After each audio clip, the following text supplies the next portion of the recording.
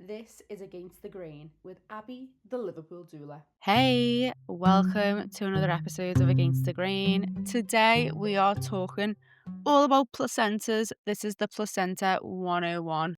We're going to talk all about what is a placenta, how it can be used in healing, delayed cord clamping, and everything that you need to know about what a placenta can and can't do. So let's strip this right back because a lot of people genuinely don't even know what a placenta is or why it matters. And I'm going to do a little deep dive into what it does, how it works, and how you can use it to your benefit. So, the placenta is a temporary organ that your body grows during pregnancy. So, yeah, you actually grow a whole extra organ. How amazing is that? And it is absolutely vital for your baby's survival. So, the placenta starts forming around week 4 of pregnancy and it is fully functional by about week 12. And it's not a filter like a lot of people think. Your liver and kidneys actually filter toxins, not the placenta. The placenta is more of like a transport system, not a bin. It moves oxygen, nutrients, and hormones and antibodies and waste between you and your baby through that umbilical cord. Did you know that your blood and your baby's blood never actually mix? Instead, nutrients and oxygen diffuse across a thin membrane in the placenta into your baby's blood, while waste products like carbon dioxide are carried back to you to be excreted. The placenta also produces hormones like progesterone, estrogen, and relaxin, and human placental lactogen to keep your pregnancy stable and prepare your body for birth and breastfeeding. It acts as an immune shield, passing antibodies to your baby, so they're actually born with some immunity.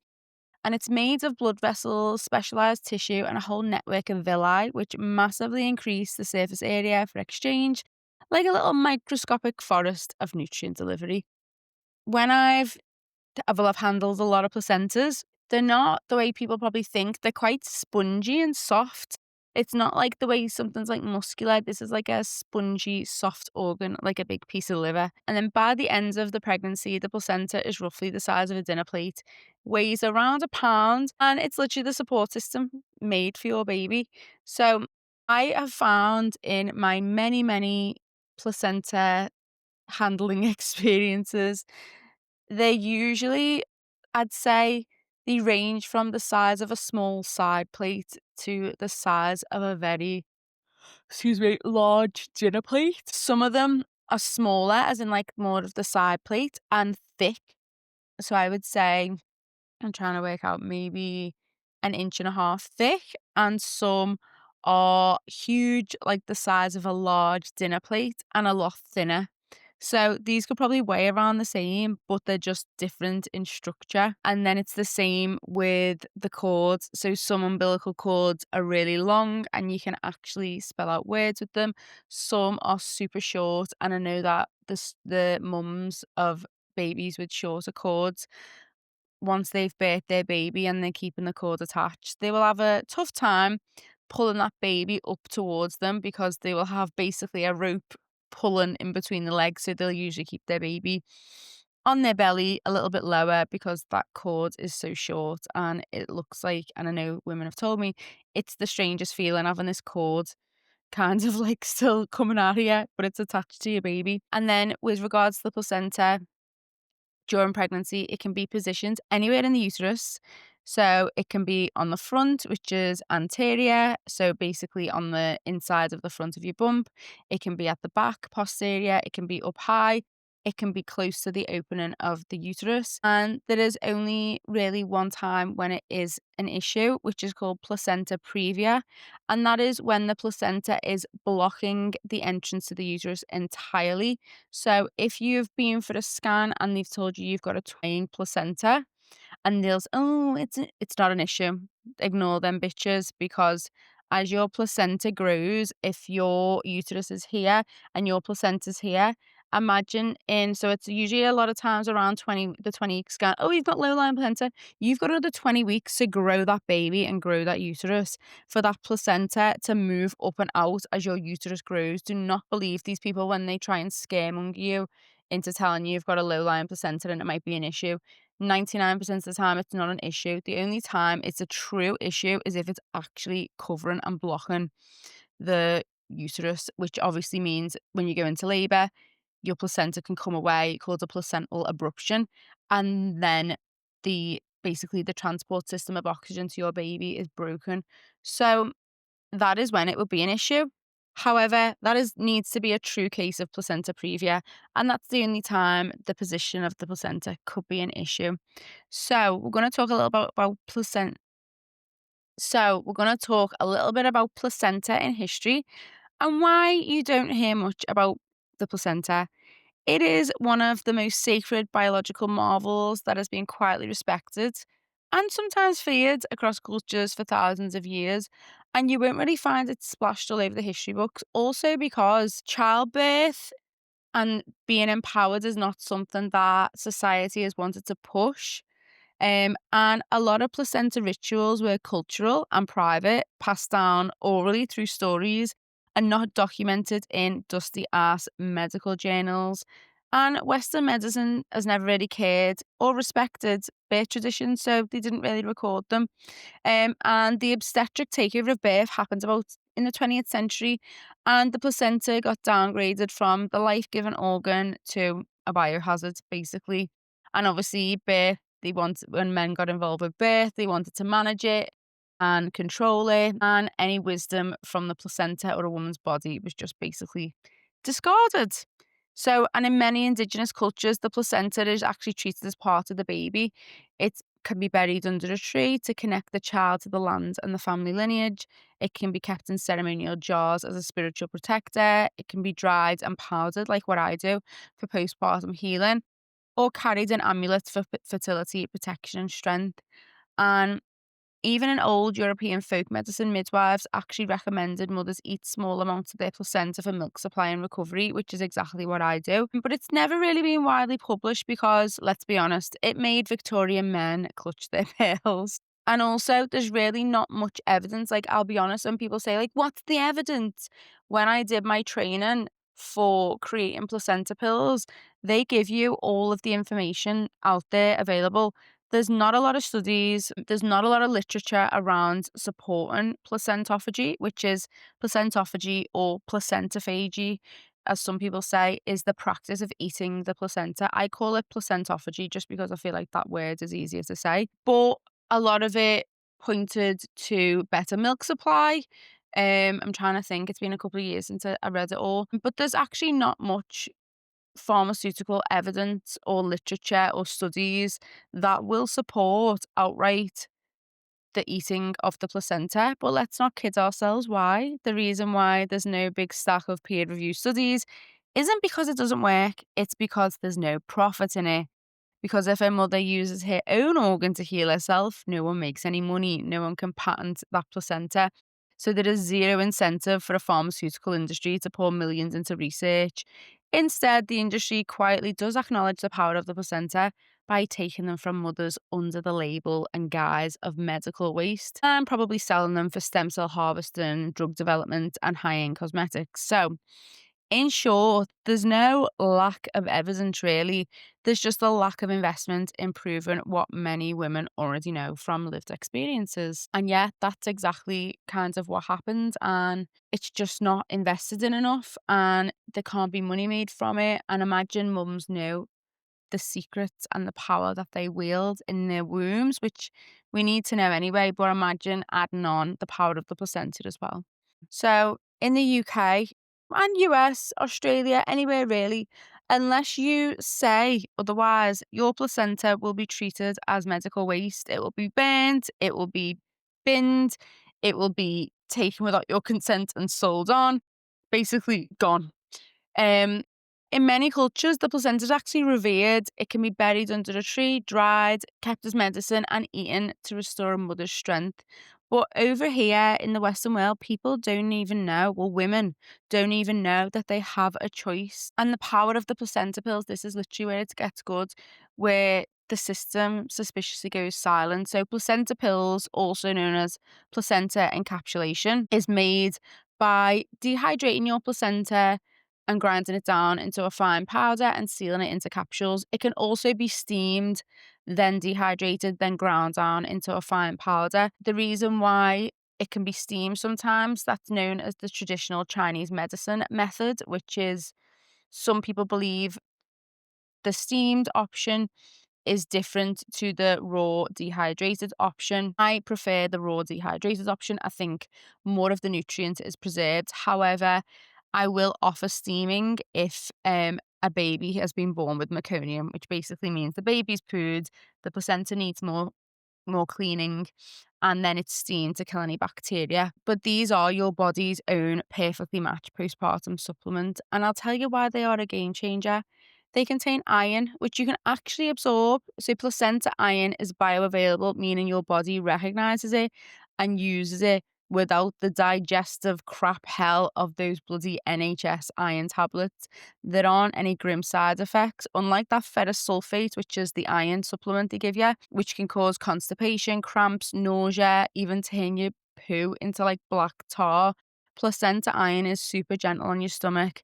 It's a lot safer than synthetic iron, which can store in your tissues, which increases inflammation and actually increases your long term cancer risk. Your placenta iron doesn't, it self regulates. It's also high in oxytocin, which is an amazing postpartum mood boost, as it's known as the love hormone. It boosts bonding, reduces anxiety, and can help prevent that postpartum crash.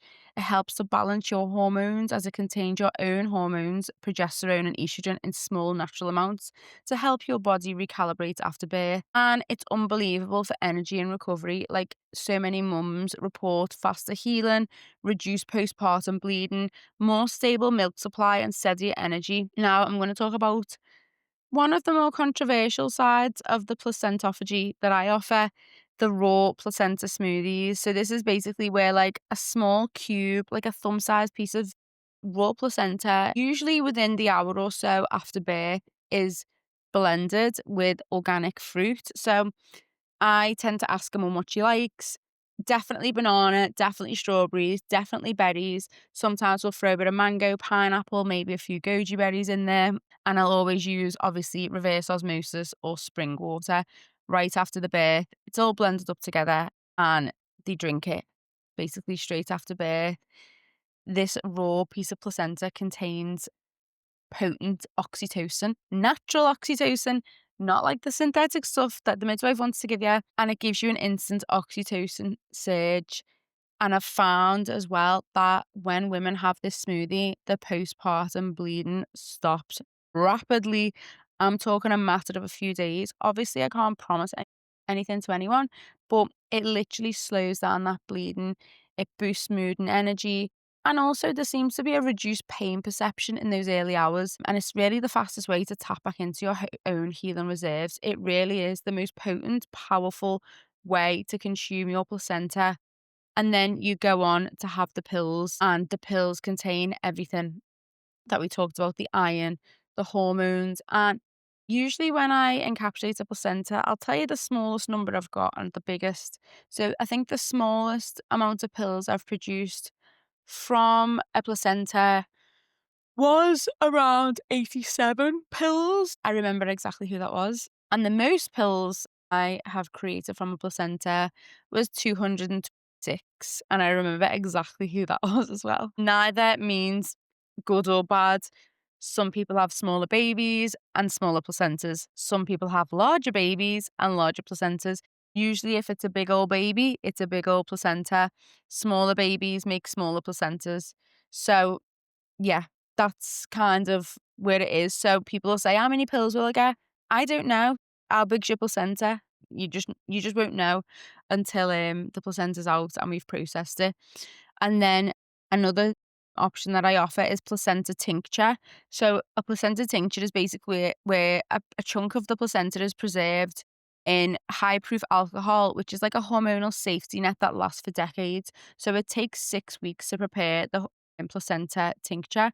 And the placenta is in the alcohol is succussed, which basically means shook, every day for those 6 weeks. And it's like an energetic imprint into the alcohol. A lot of the hormones transfer over, a lot of the healing powers of the placenta transfer over. After those 6 weeks, we strain the piece of placenta out, and then that alcohol tincture can last indefinitely because obviously it's high proof alcohol. And it can be used as emotional support, when you have hormonal dips, when you have that first period after having your baby, it can actually be saved for menopause later on down the line. And it can actually be used if that placenta came from a daughter. It can be used to support her through her first menstrual cycle. Like, how special and amazing is that? And you just have a few drops on the tongue every day, or you can put it in a little bit of water. The alcohol amount is like negligible, so I wouldn't even worry because you're gonna maybe have like 3 to 6 drops on your tongue. It's not a lot of alcohol at all. Obviously, if you want to choose to wait until you finish breastfeeding, that's fine, but it's something you can keep indefinitely and it will support you. And especially because it's ready after 6 weeks, usually around the time that your pills will run out. Now, a lot of people ask how many pills per day. When I did my training, excuse me, I always see this on this podcast. I'm not even tired at all. I think it's like a nervous thing. Usually, with the pill dosage, you'll take 2 placenta pills per day. In the training, they said you can advise that women take 6 pills. So that would be 2 pills 3 times a day if they choose to, if they really feel they need it. However, the faster you get through them pills, the sooner they're going to be finished. And usually, with the average size placenta, the pills last about 6 weeks, and then your placenta tincture's ready to take over. So obviously, if you're having a super down day and you need, or you're feeling particularly drained, maybe do 4 pills, so 2 in the morning, 2 in the night. You're going to take them if you are choosing to take those crappy NHS prescribed iron pills. You're going to take them at least 2 to 3 hours away from your placenta pills because we don't want to fuck with those lovely absorbable heme iron in the placenta pills. And then also, if you can take your placenta pill with some source of vitamin C, so even a glass of organic, obviously pressed orange juice, and that vitamin C is going to help you absorb that iron. And then another option to use your placenta is placentas actually infused into cosmetics. So your placenta is stem cell rich, collagen rich, full of growth factors, and luxury skincare companies literally sell creams with placenta extract for hundreds of pounds. But if you want to use yours and have it infused into balms, creams, and oils, you can do. I personally, obviously, you will know, and if you don't know, go and find out about my honey and oat healing balm, which is like the holy grail for any skin complaints. And I just use it as a daily moisturizer. And I've got to say, like, my skin is very good and very youthful. And I use that every day, and it can be used for eczema, psoriasis, nappy rash, cradle cap. I've had women use it on vaginal thrush, athlete's foot, burns, scrapes, fungal infections. And I actually infuse my honey and oat cream with placenta. I also do a placenta infused body oil, amazing again for stretch marks, dry skin, cradle cap. And what this does, it heals scars and tears, it'll improve skin elasticity. It can speed up that recovery of your C-section scar after a couple of weeks. You can start using on that, and you can use it on cracked nipples as well. And it's just like a wonder balm for everything, and the oil is as well. I've had really amazing feedback about the placenta infused body oil, which is amazing, especially cradle cap on little ones. It's super gentle, organic, and can be used for that. Now, let's move on to talking about your baby's cord blood, another cash cow, cord blood. So, if they clamp and cut that cord, immediately all that oxygen rich, stem cell rich blood stays in the cord and the placenta and not in your baby. So, let's talk a little bit about delayed cord clamping. And if you're wondering, can I have placenta pills and do delayed cord clamping? 1000% yes, of course you can. So, the World Health Organization, where I'm like, ooh, not a big fan of them after what happened a few years ago. But anyway, let's move on. The World Health Organization, the WHO, recommends delayed cord clamping for at least 1 to 3 minutes. I'm going to call bullshit on that. Physiologically, the ideal time to wait is until your cord is completely white and limp, meaning the full blood transfer to your baby is complete.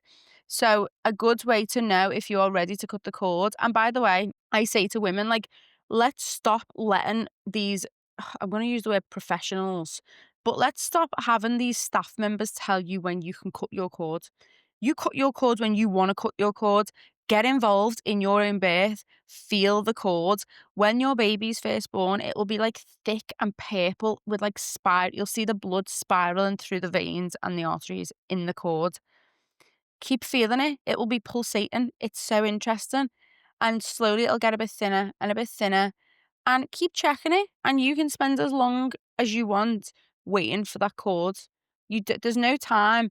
Um, and for the full transfer of blood from the placenta that is still inside your body to your baby can take anywhere from 10 to 40 minutes. So that immediate clamping means that if it's clamped immediately, your baby starts their life anemic, missing out on up to 30% of their total blood volume. So this is why it's so important to literally take control of your own birth, because if you don't, it's to your baby's detriment. Like, why should they not have their blood? That is their blood. And I'm going to tell you the benefits of delayed cord clamping. We're going to call it DCC, and why you should not let anyone cut that cord or lie to you and say a couple of minutes is fine. It is not. So, waiting even just 2 to 5 minutes allows your baby to get up to 30% more blood from the placenta. That is their blood still circulating. It's not extra, it's not spare. It's going to give your baby a massive boost in their blood volume. There's going to be higher iron stores for months. This extra blood is high in iron, which helps prevent iron deficiency and anemia for the first 6 to 12 months of life. And unlike synthetic iron and whatever other crappy supplements they want to prescribe you, this is actually bioavailable iron that your baby can use. Also, better oxygen supply at birth. The cord and the placenta act like a life support system until your baby's lungs fully kick in. DCC means a smoother oxygen transition and less risk of breathing problems. There's also a lower risk of shock and organ damage. So babies who get their full blood cord, there's a lower risk of shock and organ damage. Babies who get their full cord blood are less likely to suffer from hypovolemic shock, which is basically low blood volume and low blood pressure, which can both damage vital organs. There's also improved brain development. That extra blood carries stem cells and growth factors that support the brain and nervous system development long after birth, and it is actually protective against preterm complications. So, in premature babies, DCC has been shown to lower the risk of intraventricular hemorrhage, which is basically bleeding in the brain. And then also, it is protective against necrotizing enterocolitis, which is a serious gut condition. And also, these extra stem cells for healing and immunity, which are in the cord blood, help repair tissues, build a stronger immune system, and may even protect against disease in later life. Like, these stem cells, like literally, like people travel abroad to all mad countries and pay a fortune for stem cell therapy. Like, these stem cells are your babies. Like, they've got them, they've made them. Like, let your baby have them. There's also the theory that these stem cells can travel around the body after birth and help heal any little injuries that your baby may have sustained from birth, because obviously they've made their way through a very narrow passage. Things may have gotten strained or hurt or twinges, and these stem cells are literally helping heal your baby. So why should they not have them? And also, it is how nature designed it. Physiological birth means the cord pulses until the baby's had all of their blood. Cutting it early is a human intervention, not a biological necessity. So now I'm going to talk about the NHS angle. So this is the bit that people just don't want to believe and it's not true and blah, blah, blah. In the UK, obviously, doctors and midwives do not personally profit from these interventions. So they get annoyed when we suggest it's about money. But the culture and the policies they work under are absolutely about money. The system's priority is cost saving, risk averse, and litigation proof care. It's not individualized optimal physiological care. There have been hospitals found selling placenta tissues illegally. And because of how shady the whole medical industrial system is, I would not be surprised to find there are multiple hospitals, trusts, whoever high ups that are involved in some kind of placenta tissue, body part selling shit. Like, we don't even know what happens in this machine that is the NHS, big pharma. Like, we will never know. I don't even want to know. But considering that they've been found to be selling parts of children's organs, this is probably like the tip of the iceberg. So, I'm going to cover a few myths around placentas that people seem to parrot when they hear that I do placenta pills, or a woman is harnessing the power of her own placenta. So, number one, the placenta is a filter and it stores waste. Ugh, why would you want to eat it? Wrongo. Your liver and kidneys actually filter toxins, not your placenta. So the placenta is just a transport system. It moves oxygen, nutrients, hormones, and antibodies to your baby, and then waste products away from your baby. And then those waste products are filtered by your body's liver and kidneys. So the placenta is not the thing where all this waste sits. Like, your body gets rid of that. So it's more of like a nutrient delivery network than like a Brita filter.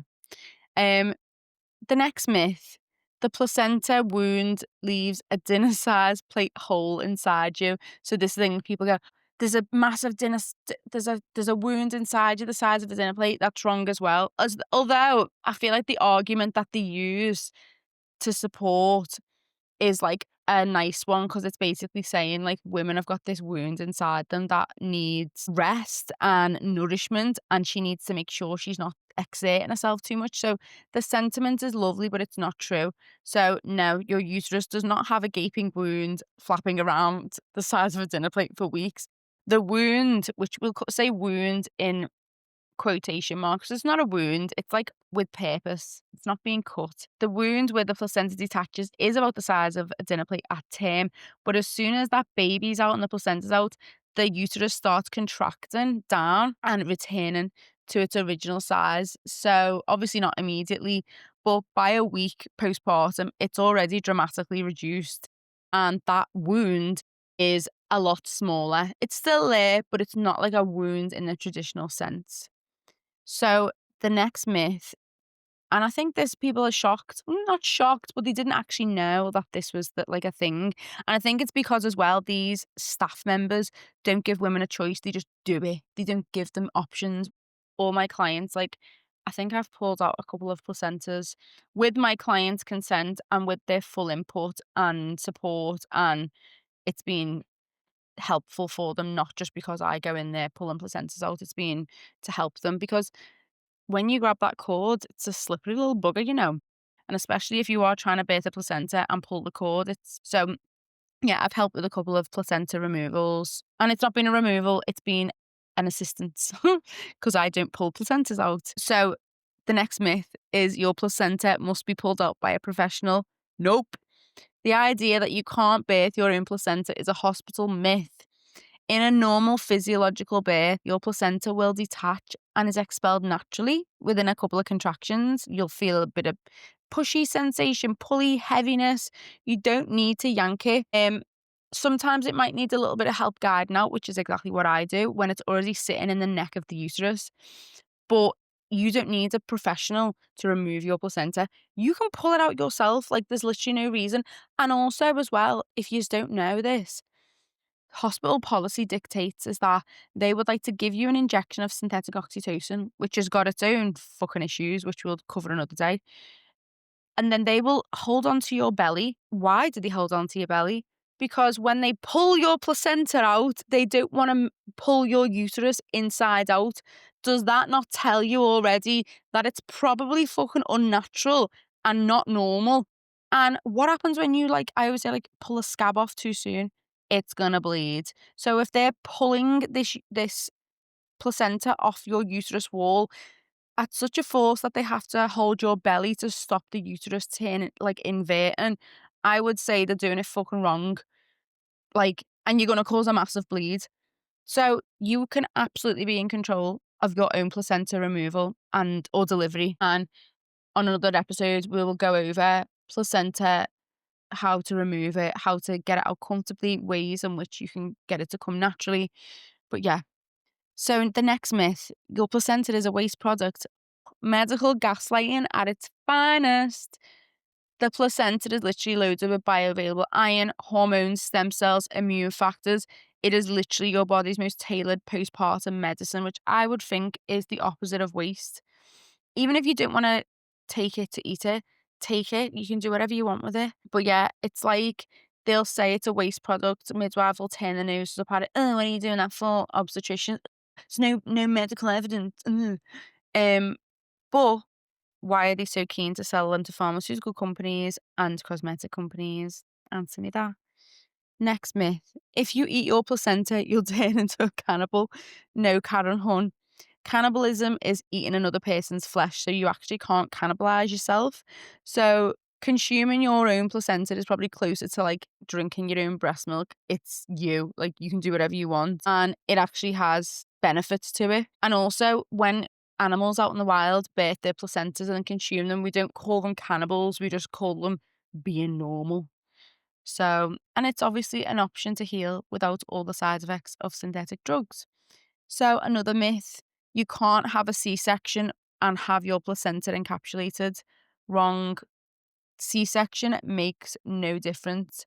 The only difference is that rather than you delivering your placenta out of your vagina yourself, is that a doctor, well, a surgeon who has delivered your baby via C-section, it would have to manually remove your placenta. And in this case, they would give you the synthetic oxytocin, and then you would have to instruct them to store your placenta properly. So it can absolutely be used for pills, and C-section mums probably need the pills slash smoothie slash tincture even more due to the fact that they've just had major abdominal surgery. They will maybe have a bit more blood loss and they will need replenishing. So I'd say you guys probably need it even more. One other thing that they may trick you into thinking that is not true, that you can't have delayed cord clamping with a C-section. If your baby does not need extra medical assistance, and usually they'll tell you they do, but they usually don't, and it's only in a very rare medical emergency, they can absolutely keep your baby attached to that cord. They can absolutely get their full blood count. There's no reason why they can't unless the baby needs immediate attention. And they can stay attached for a few minutes. There's no reason why that shouldn't be done and can't be done. So that's another, that you can absolutely have a C-section and you can absolutely use your placenta. So a few common placenta pill questions that I get. Can I have them if I smoke?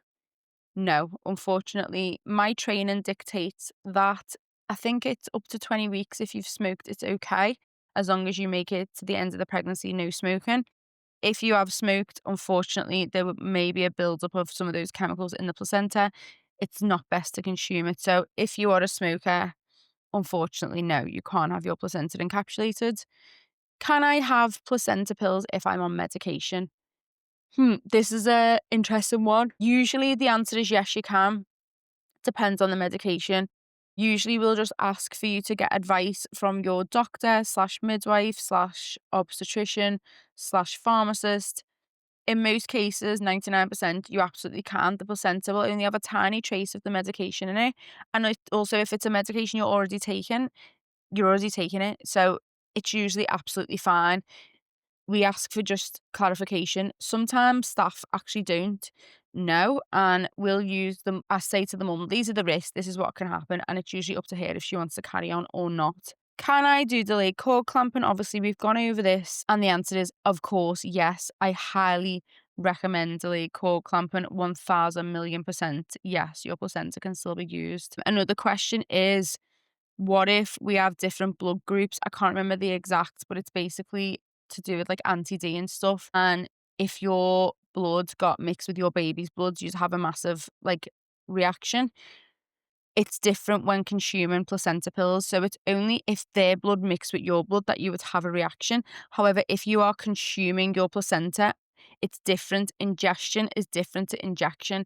So when your placenta pills go through your digestive system, they are digested with stomach acid. It's completely different than having it injected into your bloodstream. So absolutely, yes, you can still have the pills.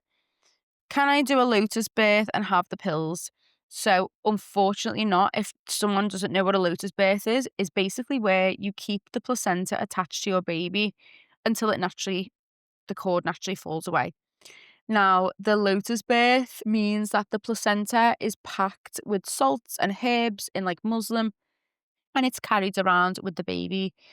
Sometimes can be like 3 days, 5 days, however long it takes for that cord to naturally detach.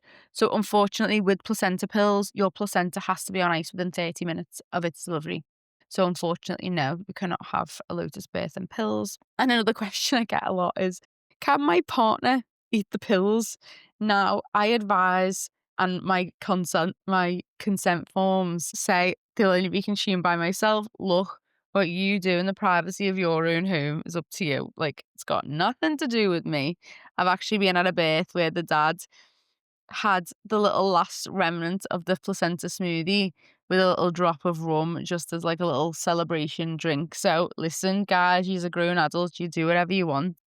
And then we'll just talk a little bit about what are the situations where I cannot have my placenta encapsulated. So the only time that you can't have placenta encapsulation is if you had any bloodborne diseases, so HIV, AIDS, hepatitis B, hepatitis C. Obviously, this is due to preparation as well to keep me safe. And then also, you couldn't have it, as I've said before, if you smoked because you don't want to be consuming those dangerous chemicals in the placenta. And then another reason why you could not have the pills is if there was an obvious infection.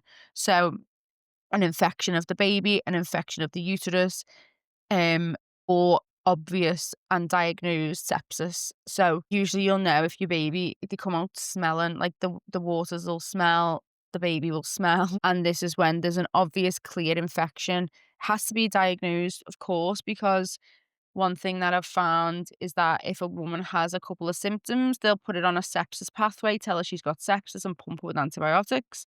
This does not mean you've got sepsis. This means that they are just using hospital policy instead of individualized care to look after you. Even I've seen women be put on the sepsis pathway when all their bloods have been clear, they've got no signs of infection, all their obs are fine, and they just put them on a set just in case, and they don't actually explain the risks of antibiotic use. So it would have to be diagnosed. What would normally happen, and what's happened a couple of times with my clients when they've said this, is that we have just we've frozen the placenta and we get the full blood results, and we basically wait and find out what the full blood results are before we proceed, because there's no point binning a perfectly good placenta just because medical staff have been overzealous with their diagnosis. So that's one option. So, how I personally work doing placenta pills, how I work, where I work. So, obviously, I'm known as the Liverpool doula. I work in Liverpool, across the Northwest, the Wirral, parts of Lancashire. I've gone as far as Blackpool. I've done placentas in Manchester. And then I actually cover the UK. So, England, Scotland, Wales, unfortunately, not Ireland, just because it's across the water and it's just for speed, time, we need the placenta to get to me fast. I use a courier service which overnights the placenta to me. Yeah, I cover the UK. That will be with a courier, obviously. And then usually across the Northwest, it is me in person collecting placentas. So if you are in Liverpool in the Northwest, it will be me coming out to see you with your placenta pack.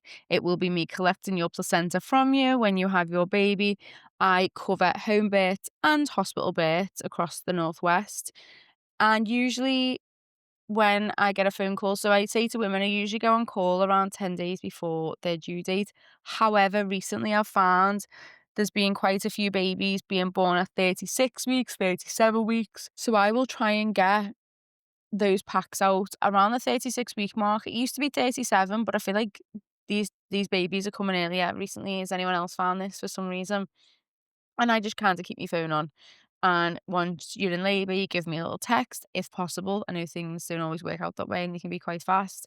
And then you give me a call once your baby is born and the placenta's being delivered and it's packed on ice. I've had dads actually ring me like, "The baby's born." I'm like, "Well, is the placenta born?" They're like, "No." I'm like, "Well, ring me back when it's done." So if I'm not interested, because the placenta could take another 2 hours. And if you're ringing me at 4 a.m. and it's not even being birthed yet, like, just don't. So once it's packed, then give me a call, and then I aim to be with my clients within about 4 hours normally. Your cooler pack that I bring out to you or post out to you if you're further afield from Liverpool, Contains everything you need to look after your placenta. The freezer blocks, all instructions. I also include instructions with pictures for the men because, they need a bit more help. And everything you need to look after your placenta is in the pack. And usually when you are near to Liverpool, the placenta pills to get back to you take about 3 to 5 days. Sometimes it can be faster, sometimes it can be a little bit longer, just depending on how busy I am. And they're usually hand delivered by me back to you. If you are further afield across the country, I usually try and have them back to you within 7-ish days and they're sent next day delivery. So I hope that helps with regards to what is a placenta, how does it work, what is delayed cord clamping. If you want to keep your placenta, you absolutely can. Just remember, your placenta is your property. You just inform your medical team that you are keeping it. There's absolutely no way in hell legally that they can prevent you from taking your placenta. They might try and dissuade you from using it. They might try and convince you it's worthless, it'll never work, blah, blah, blah. It is your property. It is literally like your baby's little twin. It grew your baby and you can do whatever you want. It's yours. Use it to heal or just take it home and plant it in your garden. It belongs to you. And as for your baby's blood, it is theirs. If you want it, just let them know. If you want delayed cord clamping until it's white, you fucking demand it. If you want to honour it, do it. Because once you hand over your power in birth, a lot like if you hand over your placenta, you will never get it back. So make sure that you are making decisions that you want to make. Don't ask for permission. That is your placenta. That is your baby. They deserve all their blood. You want to make pills out of your placenta. Even another thing I forgot to mention that I actually do for women across the Northwest. If they don't want the pills and they just want to have it raw in smoothies, I actually chop it up and put it into ice cube trays, and you can just pop an ice cube in a smoothie daily. However, now that I'm learning a little bit more about Ayurveda and Chinese medicine and stuff like that with regards to postpartum healing, it's better to actually recover after you've had a baby by keeping warm. So while I do offer the placenta in the first day, after that, I'm like, you need to be warm. Keep your feet warm because cold feet means cold womb, hot water bottles, blankets, and you want to keep yourself very warm. So I suppose some women really like the smoothie option. However, I'm trying to move a little bit away from that and we want to be more nourishing towards ourselves when we are in postpartum. But again, it's all about what you want and whatever you want to do. So hope that helps. So thank you for listening to Against the Grain with me, Abby, the Liverpool doula, where we question everything and reclaim our power. Nothing in this podcast can be construed as professional advice. It does not replace the guidance of a trained professional. These conversations are here to spark curiosity and offer perspectives, not prescriptions. Always do your own research. I'll speak to you next time.